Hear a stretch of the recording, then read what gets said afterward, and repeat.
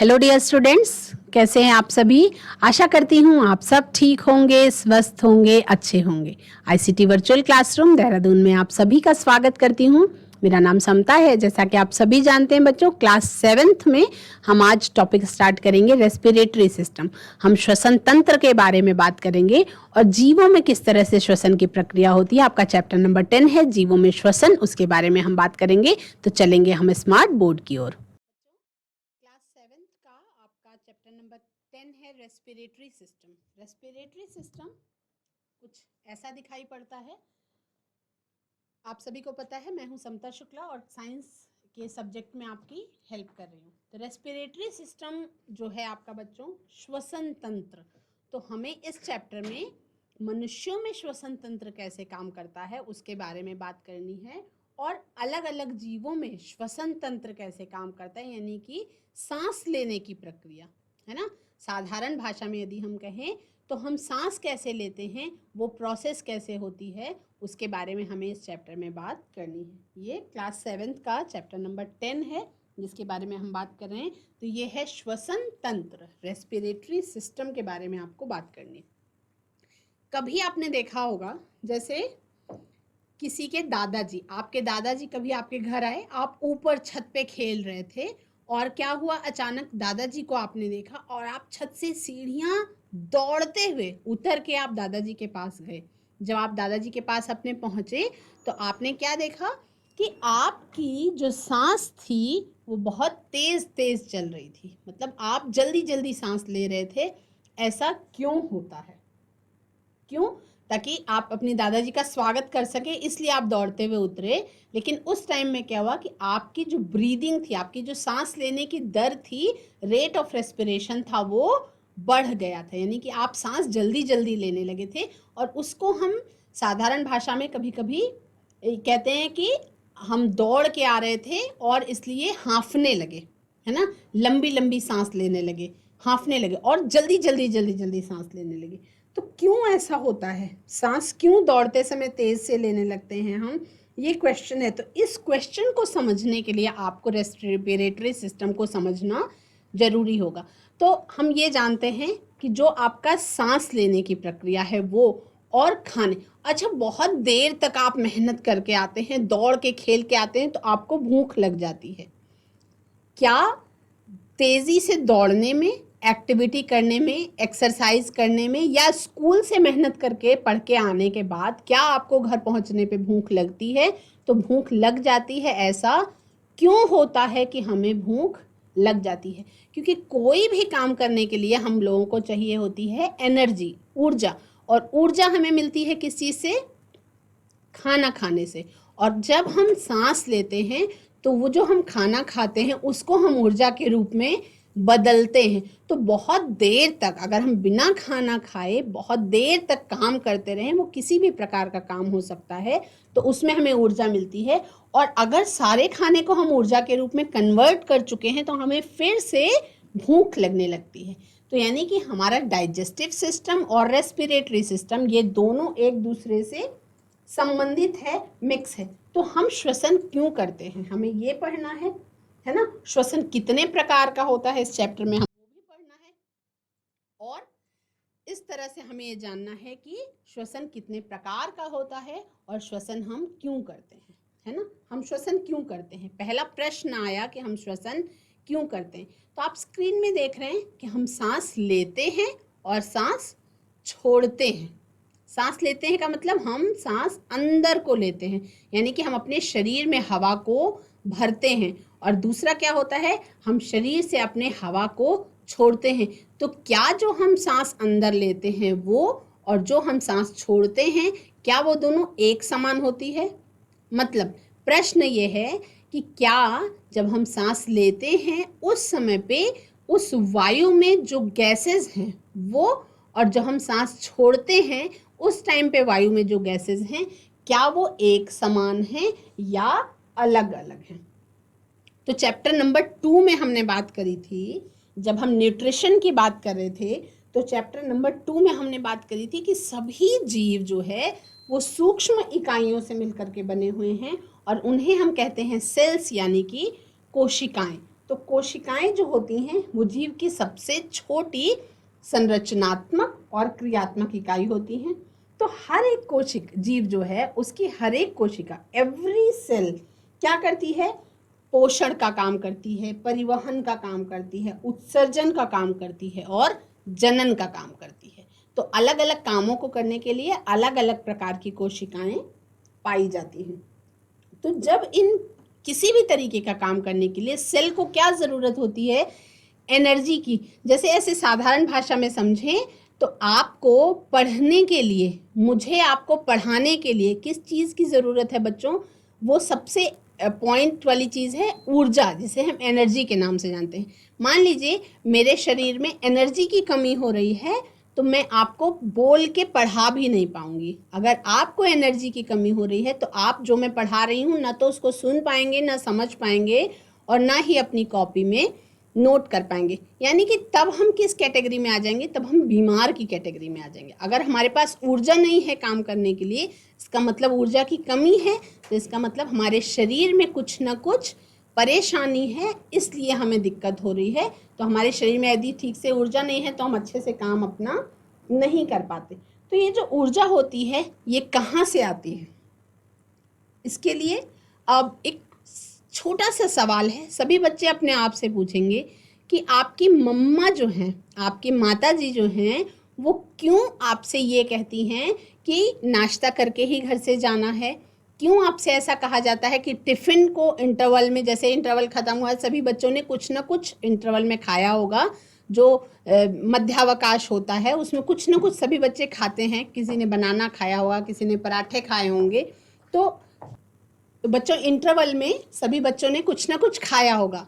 तो ऐसा क्यों होता है कि मम्मी घर से खाना खिला के भेजती हैं और टिफ़िन में भी कुछ ना कुछ रख के भेजती हैं ताकि आप स्कूल में जाके भी खाएं? रीज़न क्या है? सभी बच्चों को पता है, आप सबको ये चीज़ पता है। उसके पीछे का कारण हम जानेंगे इस चैप्टर में, पर आप सभी को पता है कि वो इसलिए देती हैं, खाना खिला के भेजती हैं और खाना दे के भी भेजती हैं, क्योंकि वो चाहती हैं कि आप जब पढ़ाई कर रहे हों उस टाइम में जो मेहनत करते हैं आप, उसमें आपकी एनर्जी बनी रहे, आपकी ऊर्जा की कमी आपके शरीर में ना होने पाए और अपना काम आप सुचारू रूप से कर पाएँ। तो जो ऊर्जा है उसमें संचित जो भोजन है, जब हम खाना खाते हैं, अब हम चैप्टर नंबर 2 में यदि चले जाएं तो हमने क्या देखा वहाँ पे कि हम खाना खाते हैं, उसमें जो एनर्जी होती है छुपी हुई है ना, उसको हम कैसे अपने शरीर में यूज़ कर पाते हैं, वो प्रक्रिया बिना हम रेस्पिरेशन के नहीं कर सकते। बिना श्वसन की प्रक्रिया के हम जो भोजन खाते हैं उसको ऊर्जा के रूप में परिवर्तित नहीं कर सकते हैं, है ना। तो एक पॉइंट सभी बच्चों को समझ में आया कि सांस हम जो लेते हैं, सांस लेना बहुत ज़्यादा ज़रूरी है।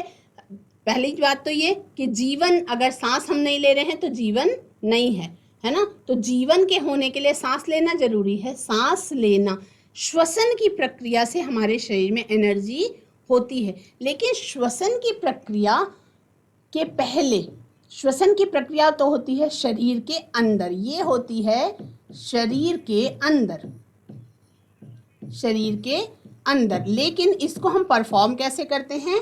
एक तो इन्हेलेशन करते हैं। हम क्या करते हैं? इन्हेलेशन करते हैं। और उसमें हम क्या करते हैं? सांस को हम छोड़ते हैं, मतलब सांस अंदर को खींचते हैं और सांस बाहर को छोड़ते हैं। सामान्य सी प्रक्रिया है, आप सभी निरंतर करते हैं। आप सभी क्या, कोई भी छोटा बच्चा से लेके किसी भी बुजुर्ग तक, हम अपने जन्म से लेके मृत्यु तक लगातार सांस लेते रहते हैं। और अगर सांस लेनी बंद हो जाती है कि मतलब किसी भी मनुष्य की मृत्यु हो जाती है, तभी वो इंसान सांस लेना बंद करता है ना। मतलब हम कितनी भी बुरी हालत में हो, कि कोई कितना भी बीमार हो, बिल्कुल हॉस्पिटल में एडमिट हो, तब भी सांस लेता रहता है।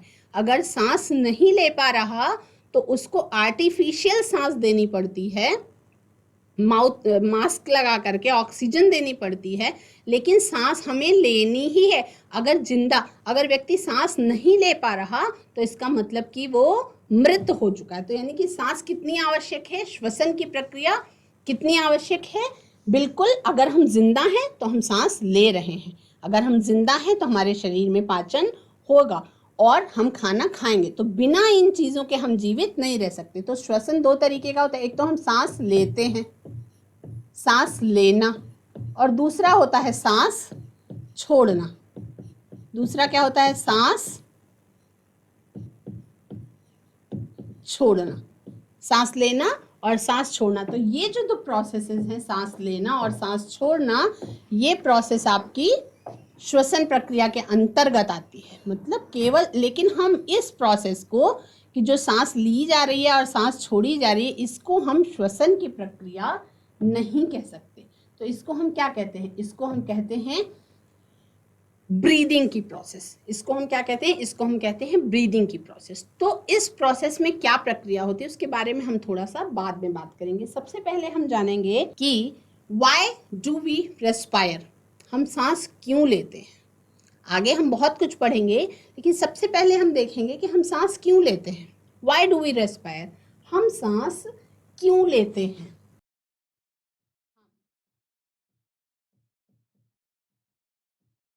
सांस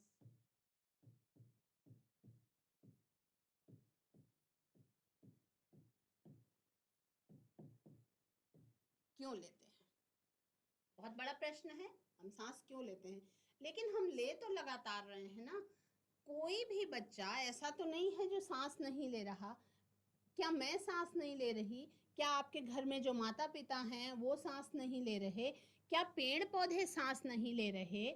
क्या हमारे घर में जो जानवर हमने पेट्स रखे हैं, क्या वो सांस नहीं ले रहे? यानी कि सांस हर जीवित, जिसको हम लिविंग की कैटेगरी में लाते हैं, जो सजीव है, वो सांस ले रहा है। लेकिन हम सांस क्यों लेते हैं, उसके पीछे क्या कारण है? जो सांस है, रेस्पिरेशन है, वो किस तरह से भोजन से संबंधित है। क्यों सांस को हम भोजन से संबंधित समझ रहे हैं, उसके बारे में अगर हम कोशिश करेंगे जानने की, तो हमें समझ में आएगा कि हम सांस क्यों लेते हैं। सांस लेने का हमारे खाए जाने वाले भोजन से बहुत बड़ा संबंध है। मतलब हम सांस ले रहे हैं और हम खाना खा रहे हैं, तो दोनों में काफ़ी समानताएं हैं। हम सांस ले रहे हैं और हम खाना खा रहे हैं, तो दोनों में एक बहुत बड़ा रिलेशन है। मतलब हम ये कह सकते हैं कि दोनों एक दूसरे पर निर्भर हैं, है ना। हम खाना खा रहे हैं और हम श्वसन कर रहे हैं, और हम अपने दैनिक कार्य भी ठीक तरीके से सुचारू रूप से कर पा रहे हैं। तो उसके पीछे क्या कारण है, हम कैसा ये करते हैं। When we are eating, sleeping or reading, we require energy. जब भी हम सांस लेते हैं तो हम क्या करते हैं, हम जब भी खा रहे होते हैं, हम जब भी सो रहे होते हैं, हम जब भी पढ़ रहे होते हैं, हमें किस चीज़ की ज़रूरत होती है बच्चों? हमें आवश्यकता होती है ऊर्जा की। हमें किस चीज़ की आवश्यकता होती है? ऊर्जा की। तो अब ये सोचना है कि हमें ऊर्जा की आवश्यकता होती है, तो पहला प्रश्न कि हमें ऊर्जा की आवश्यकता होती है, हम सांस क्यों लेते हैं? क्योंकि हमको ऊर्जा की आवश्यकता होती है।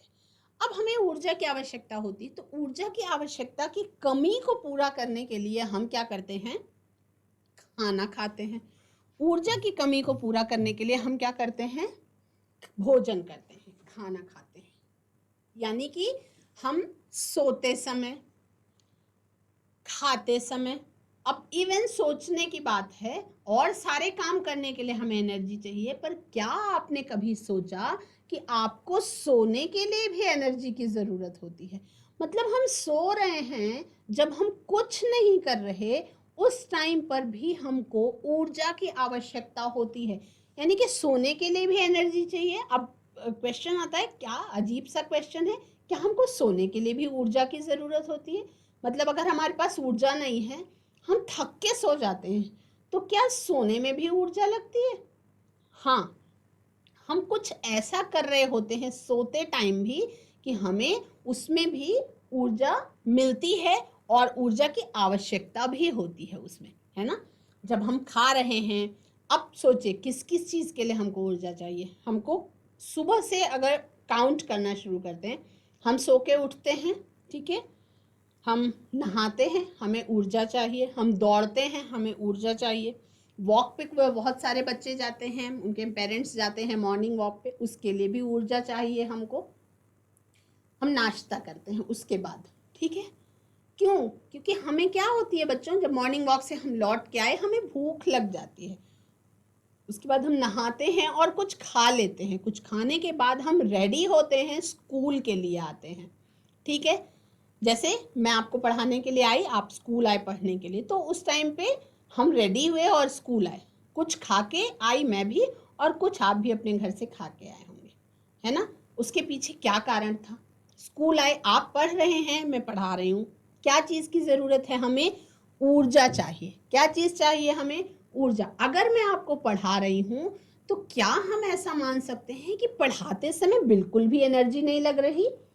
क्या ऐसा हो सकता है कि आप लिख रहे हैं, जो मैं पढ़ा रही हूँ आप उसको कहीं नोट कर रहे हैं और आपको बिल्कुल भी एनर्जी नहीं लग रही? क्या कहीं से कुछ भी खर्च नहीं कर रहे हम अपने शरीर से? हो रही है खर्च। और जो चीज़ हम खर्च कर रहे हैं वो क्या है? वो है ऊर्जा, यानी कि उसको हम कहते हैं एनर्जी। क्या कहते हैं हम उसको? हम उसको कहते हैं एनर्जी। तो एनर्जी एक ऐसी चीज़ है जिसके लिए हम रेस्पायर करते हैं। एनर्जी जो है उसी के लिए हम रेस्पायर करते हैं, नहीं उसी के लिए हम सांस लेते हैं, है ना। तो पहला पॉइंट कि किसी भी प्रकार के काम को करने के लिए, किसी भी प्रकार के काम को करने के लिए, किसी भी प्रकार के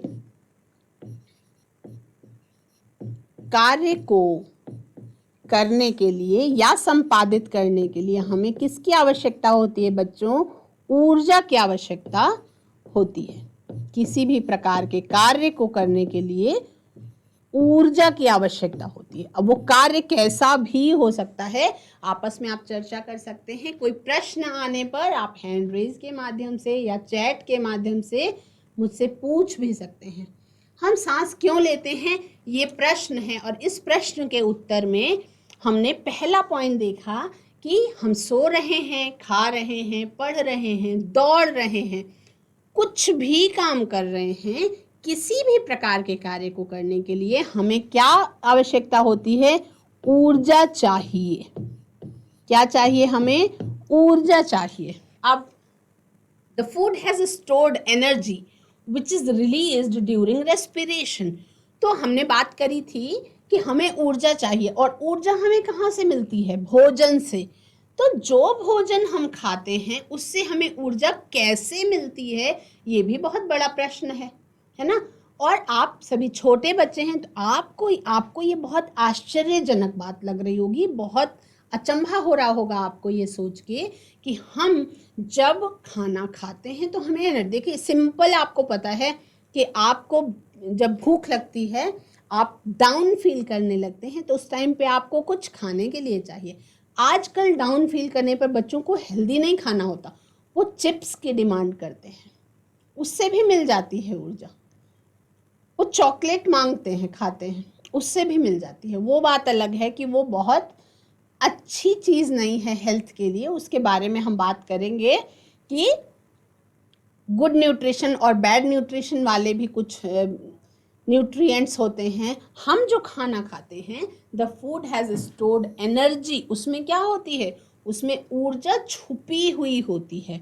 वो कब बाहर निकलती है? शरीर में बाहर तब निकलती है which is released during respiration, यानी श्वसन के टाइम पे वो ऊर्जा, यानी कि हमारे शरीर में ऊर्जा तब आती है जब हम, the food has stored energy which is released during respiration, यानी कि खाने में जो भी, तो यानी कि बच्चों why do we respire? पहला point, when we eating, sleeping, reading, we require energy। जब हम सो रहे होते हैं, खा रहे होते हैं, पढ़ रहे होते हैं, दौड़ रहे होते हैं, या साधारण भाषा में कहें कि किसी भी प्रकार का काम कर रहे होते हैं, तो हमको चाहिए होती है एनर्जी, हमें ऊर्जा चाहिए होती है। और ऊर्जा हमें कहाँ से मिलती है? हमें खाने से ऊर्जा मिलती है। तो वो जो खाने से हमें ऊर्जा मिलती है, the food has stored energy, खाने से ऊर्जा मिलती है, ये आप सभी को पता है, सामान्य तौर पे हम इसको जानते हैं। लेकिन हम ऊर्जा तो खाते नहीं, तो हमें ऊर्जा कैसे मिलती है, हमें ऊर्जा कैसे मिलती है, हम सांस क्यों लेते हैं, और ये दोनों प्रश्नों का आपस में बहुत बड़ा संबंध है। हम सांस क्यों लेते हैं, हमें ऊर्जा कैसे मिलती है, इन दोनों प्रश्नों का जवाब एक ही है। हम ऊर्जा पाने के लिए सांस लेते हैं। क्या करते हैं, हम ऊर्जा पाने के लिए ही सांस लेते हैं। अब समझ में नहीं आएगा, जब आप चैप्टर को पढ़ेंगे तब आपको समझ में आएगा कि हम ऊर्जा लेने के लिए ही सांस कैसे लेते हैं। ठीक, फिर देखते हैं। All living organisms respire to get energy from food. भोजन से ऊर्जा प्राप्त करने के लिए ही हम सांस लेते हैं। क्या?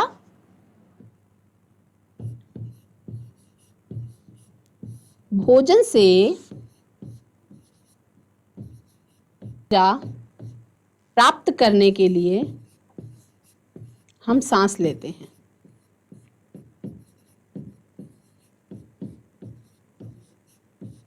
हम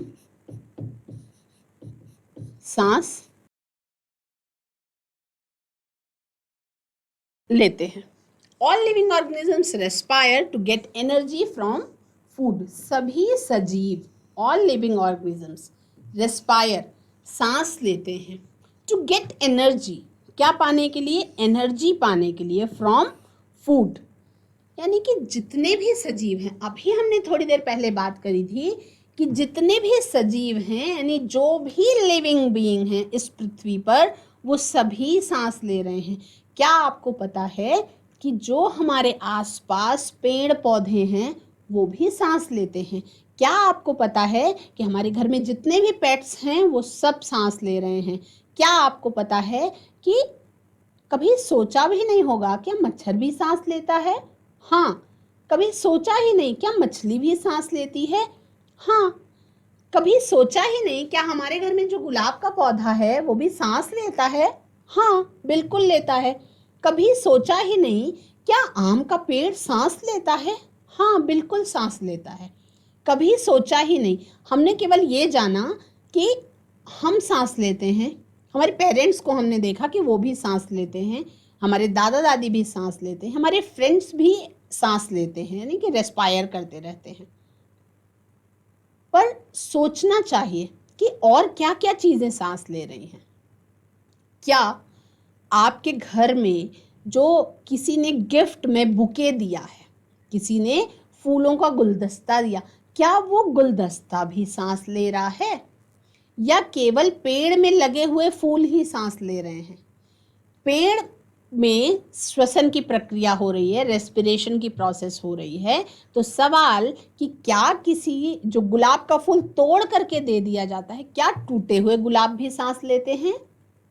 तो प्रश्न का जवाब है बच्चों कि नहीं, थोड़ी देर तक ले रहे होते हैं लेकिन थोड़ी देर के बाद वो सांस नहीं लेते, क्योंकि क्या है कि वो पेड़ से टूट के अलग हो गए। तो जब वो पेड़ से टूट के अलग हो गए तो वो लिविंग नहीं रहे, और अगर वो लिविंग सांस नहीं लेंगे तो सांस लेने के लिए लिविंग होना ज़रूरी है।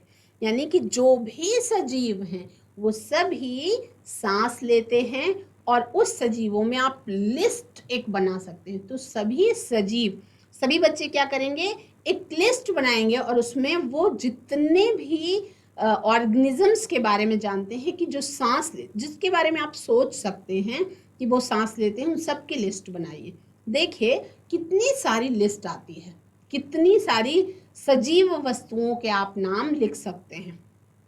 ऑल लिविंग ऑर्गेनिजम्स, सभी सजीव क्या करते हैं, सांस लेते हैं, यानी कि रेस्पायर करते हैं, श्वसन की प्रक्रिया करते हैं। और रीजन उसका क्या है, to get energy from food, यानी कि भोजन से ऊर्जा प्राप्त करने के लिए हम सांस लेते हैं। भोजन से ऊर्जा प्राप्त करने के लिए सभी जीव जंतु, सभी वनस्पतियां, इवन बैक्टीरिया और प्रोटोजोवन, एक कोशिकीय, बहुकोशिकीय, मनुष्य, गाय, भैंस, मछली, मच्छर, कॉकरोच, अर्थवर्म, फ्रॉग, मतलब हम जहाँ तक सोच सकते हैं सजीवों के बारे में, कोई ऐसा जीव नहीं होगा जो सांस नहीं लेता।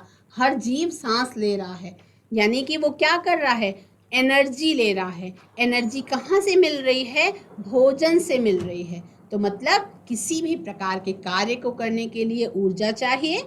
प्रश्न है आपका, व्हाई डू वी रेस्पायर, हम सांस क्यों लेते हैं। आंसर देखें, किसी भी प्रकार के कार्य को करने के लिए हमें ऊर्जा चाहिए, किसी भी प्रकार के कार्य को करने के लिए ऊर्जा चाहिए। दूसरा, भोजन से ऊर्जा प्राप्त करने के लिए हम सांस लेते हैं। एकदम समझ में आ गया होगा। अगर आपको अभी भी कोई कंफ्यूजन है बच्चों, तो हमेशा ऑप्शंस खुले हैं, आप चैट के माध्यम से, हैंड रेज के माध्यम से क्वेश्चन पुट ऑन कर सकते हैं और मिड सेशन में भी आप उसका आंसर पा सकते हैं। और अगर बाद में करते हैं तो अगले सेशन में उसका आंसर आपको मिल जाता है। नेक्स्ट, ड्यूरिंग ब्रीदिंग हम क्या करते हैं, we breathe in air that contains oxygen. अब जो रेस्पायर हम कर रहे हैं, जो हम रेस्पिरेशन की प्रोसेस कर रहे हैं, आप सभी को पता है कि respiration is different and breathing is different, यानी कि श्वसन की प्रक्रिया अलग है और सांस लेना और छोड़ना जो प्रोसेस है वो अलग है ना। तो अगर हम कहें कि रेस्पिरेशन और ब्रीदिंग समान है तो ये सत्य नहीं है। ड्यूरिंग ब्रीदिंग यानी सांस लेते समय, अभी हमने बात करी थी कि हम क्या करते हैं, हम सांस लेते हैं और सांस छोड़ते हैं, हम सांस लेते हैं और सांस छोड़ते हैं। तो जब हम सांस लेते हैं और सांस छोड़ते हैं, तो सांस लेते समय हम कौन सी गैस अपने शरीर के अंदर लेते हैं और सांस छोड़ते समय क्या हम वही गैस बाहर छोड़ते हैं, सवाल है। अब इस प्रश्न पर भी हम चर्चा करेंगे कि ड्यूरिंग ब्रीदिंग, सांस लेते समय हम क्या करते हैं। सांस लेते समय हम सांस लेते हैं और सांस छोड़ते हैं। तो सांस लेते समय हम जो सांस खींचते हैं, आप सबको पता है कि हम अपनी नाक से सांस अंदर को खींचते हैं और हम बाहर को सांस छोड़ते हैं। जब हम अंदर को सांस खींच रहे होते हैं, यानी हम ब्रीद इन कर रहे होते हैं, आप सबको पता है, ट्राई करके देख सकते हैं आप, जब आप ब्रीद इन करते हैं तो आपको एनर्जी की फीलिंग होती है, यानी कि आपको लगता है कि आप ऊर्जा ले रहे हैं, आप बहुत ताकतवर महसूस करते हैं उस टाइम पर। और जब आप सांस छोड़ रहे होते हैं तो बहुत शांति का अनुभव होता है। ये आप ट्राई कर सकते हैं, ब्रीद इन, होल्ड और ब्रीद आउट। तो ब्रीद इन करते हैं, यानी जब हम सांस भरते हैं अपने पूरे शरीर में, तो हम अपनी शरीर में मौजूद एक एक कोशिका तक ऑक्सीजन पहुंचा रहे होते हैं। हम क्या कर रहे होते हैं बच्चों, जब हम सांस ले रहे होते हैं, ब्रीदिंग में क्या होता है, इनहेलेशन और एक्सहेलेशन हो रहा होता है। ब्रीदिंग में क्या होता है, इनहेलेशन और क्या होता है, एक्सहेलेशन।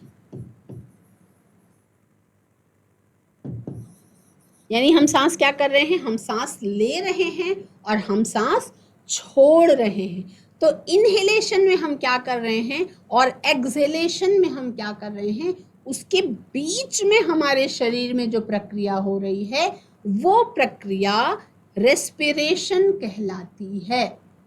बहुत ध्यान से इस पॉइंट को सुनेंगे। हम जब ब्रीदिंग की प्रोसेस कर रहे होते हैं तो हम केवल बाहर से ब्रीदिंग को ही देख सकते हैं। हम देखते हैं कि हम सांस ले रहे हैं, सांस छोड़ रहे हैं, फिर सांस ले रहे हैं, फिर सांस छोड़ रहे हैं, और हम निरंतर ऐसा कर रहे हैं। हम सांस ले रहे हैं, सांस छोड़ रहे हैं, फिर सांस ले रहे हैं, फिर सांस छोड़ रहे हैं। लेकिन उसके बीच में कभी ट्राई करके देखिए, 1 मिनट के लिए आप सांस नहीं लीजिए, मतलब रोक दीजिए अपनी सांस को। आप 1 मिनट से ज़्यादा अपनी सांस को रोक भी नहीं सकते। आप यदि चाहें तो भी नहीं रोक सकते, और अगर नहीं चाहें तो भी नहीं रोक सकते।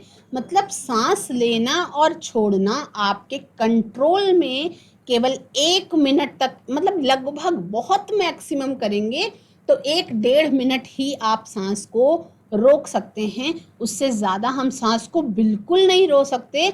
और अगर हम रोकने की कोशिश करेंगे तो अपने आप ऑटोमेटिक सांस छूट जाएगी। हम 1.5 मिनट से ज़्यादा सांस को रोक ही नहीं सकते। कोई भी मनुष्य 1.5 मिनट 2 मिनट मैक्सिमम, इससे ज़्यादा सांस को नहीं रोक सकता है। मतलब हम सांस ले रहे हैं तो हम क्या ऐसा ग्रहण कर रहे हैं, और हम सांस छोड़ रहे हैं तो क्या ऐसी चीज़ है जिसको हमारा शरीर छोड़ने के लिए परेशान होता है। अगर हम सांस ले रहे हैं तो हम इनहेल कर रहे हैं कुछ ऐसा जो हमारे शरीर के लिए बहुत ज़्यादा ज़रूरी है। हम क्या लेते हैं उसमें? ऑक्सीजन लेते हैं। ऑक्सीजन क्या है?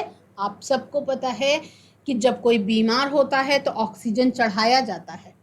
हम नॉर्मल सांस लेते हैं तो हम क्या करते हैं? हम ऑक्सीजन को ग्रहण कर रहे होते हैं, और एक एक कोशिका तक, अब चूंकि हम बहुकोशिकीय जीव हैं, हम मल्टी सेलुलर ऑर्गेनिजम्स हैं, मनुष्य सारे, तो हम सांस लेते समय ऑक्सीजन को इनहेल करते हैं, यानी सांस लेते समय हम ऑक्सीजन को अपने शरीर के अंदर लेते हैं। लेकिन सांस छोड़ते समय क्यों हम बिल्कुल रोक नहीं पाते? हम सांस लेते हैं और सांस छोड़ देते हैं, फिर सांस लेते हैं और सांस छोड़ देते हैं।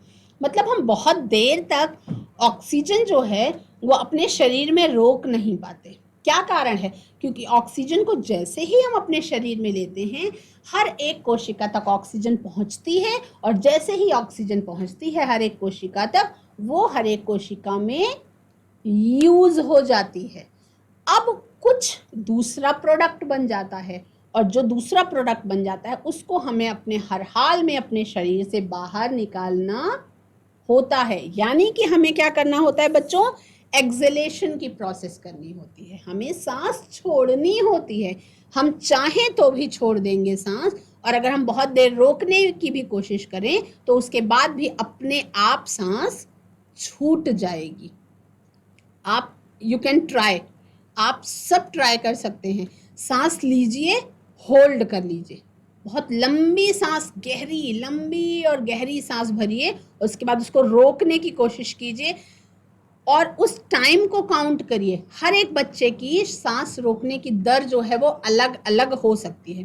हो सकता है कोई बच्चा 30 सेकंड में अपनी सांस छोड़ दे, हो सकता है कोई बच्चा आपका 50 सेकंड खींच जाए, हो सकता है कोई बच्चा 60 सेकंड्स तक खींच जाए, हो सकता है कोई बच्चा 70 सेकंड खींच जाए, कोई बच्चा 80 सेकंड खींच जाए। मैक्सिमम बहुत ज़्यादा कोई रोक सकता है तो 120 सेकंड्स, 2 मिनट तो बहुत ज़्यादा हो गया, 1.5 मिनट के पहले ही। और सामान्य तौर पे 30 सेकंड, 40 सेकंड, 50 सेकंड में ही हम क्या कर देते हैं? सांस को छोड़ देते हैं। क्या कारण है?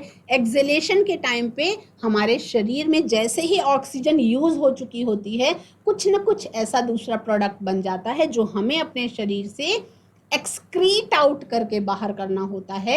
एक्सक्रीट करना होता है यानी कि शरीर से बाहर निकालना होता है, और वो प्रोसेस होती है सांस छोड़ने की प्रक्रिया द्वारा, एक्सहेलेशन की प्रोसेस द्वारा।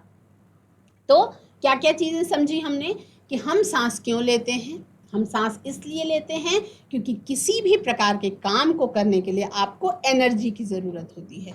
एनर्जी हमको कहाँ से मिलती है? हमें भोजन से ऊर्जा प्राप्त होती है, और हम सांस लेते हैं। बच्चों, आज के सेशन में हम सभी ने इस प्रश्न का उत्तर पाया कि व्हाई डू वी रेस्पायर, हम सांस क्यों लेते हैं। हम सांस क्यों लेते हैं? क्योंकि किसी भी तरीके के काम करने के लिए हम लोगों को ऊर्जा की जरूरत होती है, और भोजन ही हमें वो ऊर्जा देता है। अगले सेशन में हम इसी बारे में और बहुत कुछ जानेंगे। That's all for today. Have a nice day. Take care.